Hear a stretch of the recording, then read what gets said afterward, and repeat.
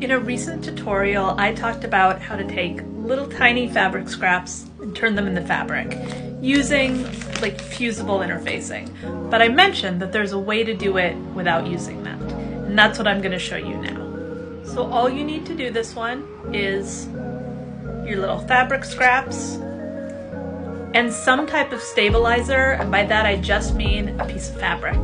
This is like a really lightweight cotton muslin that I have sitting around. So the method for doing this is fairly similar. You take your fabric, and this time I'm gonna iron it.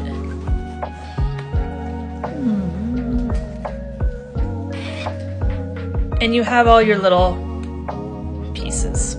Now the only thing with this method is, because last time I was using fusible, any of these little edges, I didn't really care if they got covered up because the fusible would attach them and then they wouldn't continue to unravel.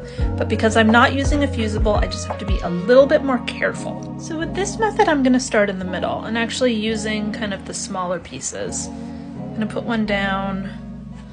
Let's see, here's another good one. And then I'm going to put this one face down on top of it, stitch right along there. So that's stitched, right side out.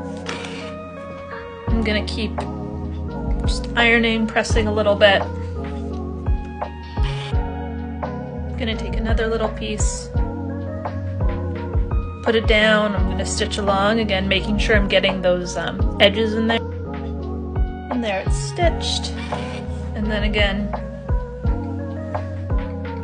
sewing that. And I'm just gonna keep kind of like building out from the center, almost like if I was doing a log cabin block. I added 2 more this time. Gonna press them.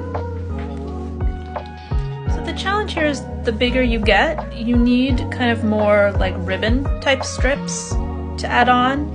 It's harder to go back and add those little bits in. So the way I get around that is I'll just, if I have a lot of little bits, I will just sew them into one strip. And this is that strip I sewed together, which I'm just gonna act like it's a big strip and sew that right on.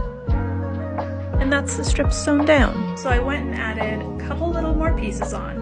And you might be wondering, if you're going to sew those pieces together, why even do this? Why not just sew a bunch of pieces together? Great question. So I know I'm going to be doing triangles, and I cut this. And you can kind of see with this backing, it's now like nice and stable. It's something you can use really easily, versus if it was a ton of little pieces just sewn together, it would be really wonky, it would be hard to attach it. And this just makes it, again, like a piece of fabric that you can put in and use in any project you're doing.